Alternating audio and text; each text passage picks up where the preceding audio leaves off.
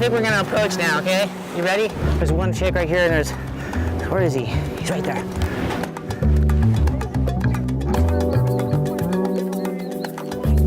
Okay, there's one right here.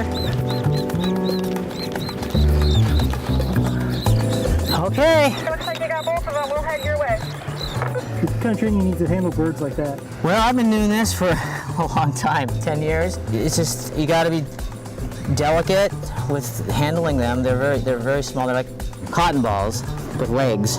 Today, these two snowy plover chicks are getting banded. At Deer Lake State Park, we're going to learn how bird banding better helps us to understand shorebird species.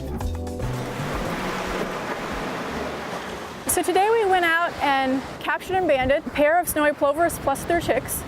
We have an active banding program that's been in place in the Panhandle, Florida since 2008, and that banding program gives us an opportunity to track the health of the plover population regionally, both in the Panhandle as well as the Gulf.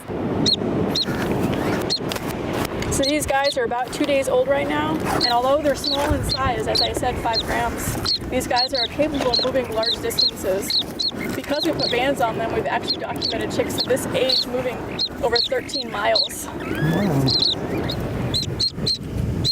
So we'll put a black band and then we'll follow that with an orange band, and these will be on the lower leg.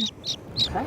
We're using a UV resistant tape just to help with band retention, but then also help us avoid fading of bands from the UV conditions and that sort of thing, and that minimize the number of times that we have to actually capture this bird and have them in hand.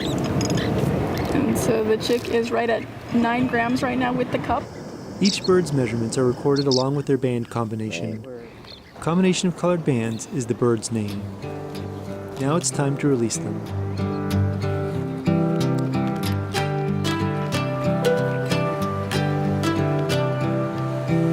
As they grow, they'll be spotted, and new information about them will be recorded. This new knowledge might help them as a species.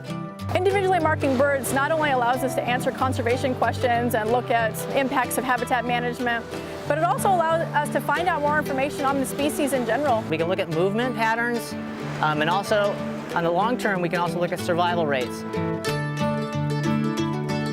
We previously thought that these birds were monogamous, but we've found that they are polygamous and nest with multiple individuals a season. Similarly, we were unaware that these birds were capable of moving such large distances after hatching. North Florida has a lot of beaches on public land, and so they're a great place for wildlife watching. And you just might find yourself a banded bird and be able to add to what we know about these species.